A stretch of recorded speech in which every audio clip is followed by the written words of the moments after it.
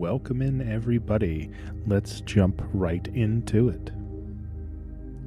Alright, so the concept of parallel universes or having a multiverse is not new at all to sci-fi, much less to sci-fi shows and movies. But now that it's more widely used by mainstream, like Marvel Cinematic Universe and such, it's kind of quickly becoming a cop-out writing tool that writers of projects will use to get themselves out of some unfavorable situations. Now, the MCU is probably the best example because, they just pump out so much content that whenever they drop an actor or if they feel like they need to move away from a certain story, now, instead of explaining things away or having to maybe do a soft reboot of the series in question, the actor or the story is just straight up replaced. And, it fits into the main story somehow just by kind of waving that multiverse wand over it to cover any continuity errors. Chief example for everybody right now is the MCU's need to recast Kang the Conqueror. And that's the role that was previously held by Jonathan Majors. They kind of had to axe him after his whole trial debacle, which, after hearing the entire story, I think, he probably should have gotten off a lot lighter than he did, and he definitely should have kept his role. If Ezra Miller can still be in movies, this guy can certainly still be in movies, but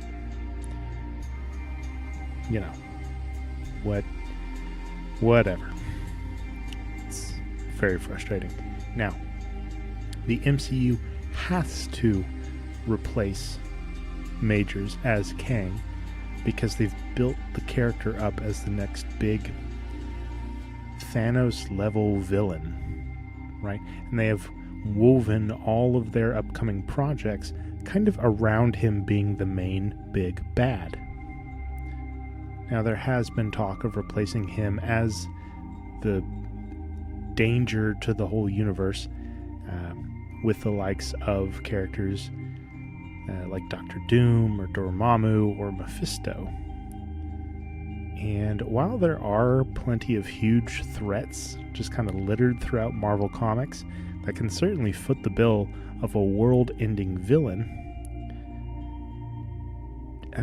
just shoehorning one of them in there, in lieu of Kang, the villain that's already had two phases of movies and shows kind of built up around him, I don't think it would be the best idea.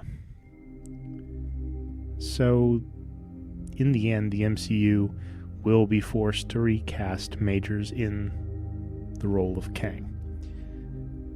Now, the utilization of a multiverse, it's been done by almost every sci-fi show I can think of, with a few exceptions here and there. Hell, Rick and Morty has used the multiverse as a mainstay of its storytelling from the beginning, like from the start of the show. The main Rick, C-137, he's not even the Rick from the universe that we're watching in the very first episode. It's completely a different guy. And once we find that out, if you go back and watch the first episodes with that in mind, it changes the perspective of the show, and it's pretty wild. It's some pretty great storytelling. It's actually one of the very few instances of probably the closest to perfect I have seen the utilization of a multiverse as a story writing tool, as a plot device.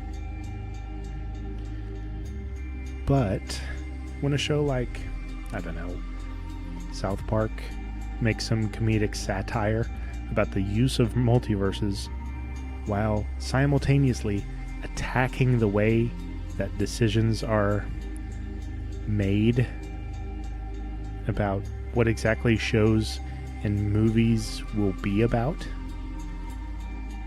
then there's definitely some significant change going on in the media surrounding multiverse, going from just being a writing tool that was used to, sprinkle throughout one or two adventures. It's going from that to being the absolute crux of the franchise, while also being used to cover up for some lazy or unimaginative writing or design. So we had this device that was rarely used, was really valuable, partially because it was so rarely used, and it was also kind of mysterious.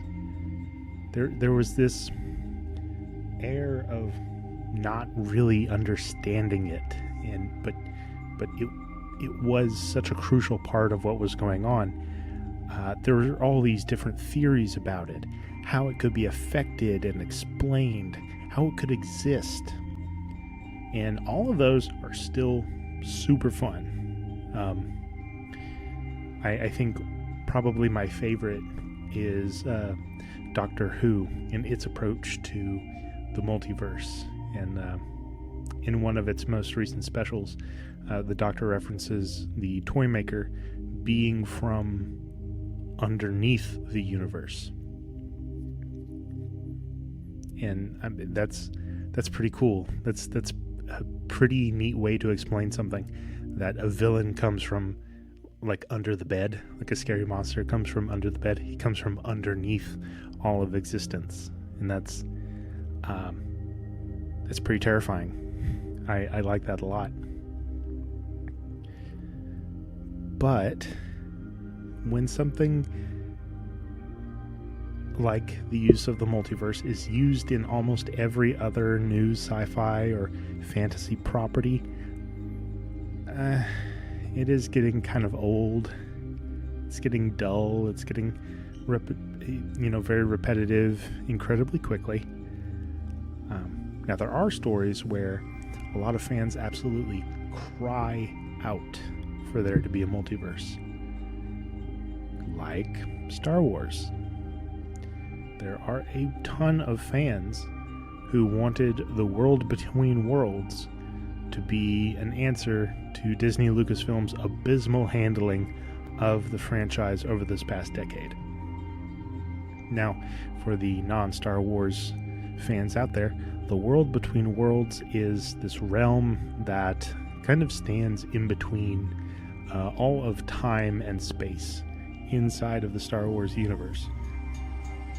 It's this mystical looking starry realm where there's a bunch of walkways that lead to different doors, and the doors represent different moments in time that you can access.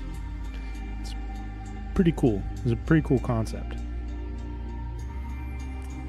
And that's how people wanted Disney Lucasfilm to fix things, right? Most of what Disney's come out with over the past decade, people have hated. Most of it. From the sequels to the announcement of there being a Rey movie. Look at what they did to the Star Cruiser, the hotel. I mean, it tanked within a year. I don't think a year passed with it being open, and they shuttered it like really quickly. But why? Well, it's because people hate what you're doing, so they're not buying your stuff. Now, fans want a reboot of the story, and it doesn't necessarily have to be filled with stories surrounding the Skywalkers, right? Let those stories be enshrined in the OG and the prequel trilogies. That's where they kind of belong, in my opinion. And it's also where they mean the most to the fans. Because we've already had it proven with Season 1 of The Mandalorian that standalone Star Wars can in fact work. And not only that, but it can also still be the kind of Star Wars that fans know and love, having nothing to do with Jedi, Sith, or the Skywalkers. So let's have more of that, is what fans are saying. That's what they want pretty desperately. But about 95% of the time, Disney Lucasfilm has had the opportunity to make something like that, to make something amazing, and it just fumbles completely.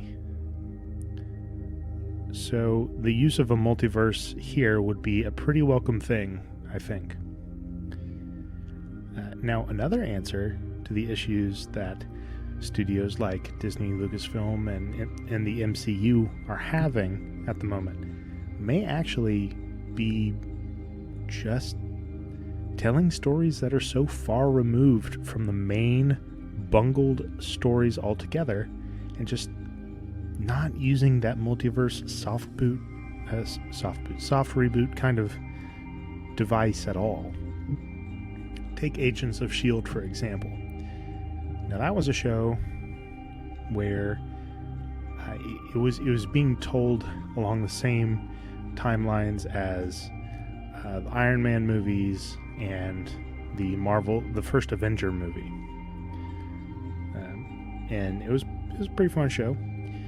It's also where we were first introduced to the Darkhold that appears years later in WandaVision and Multiverse of Madness.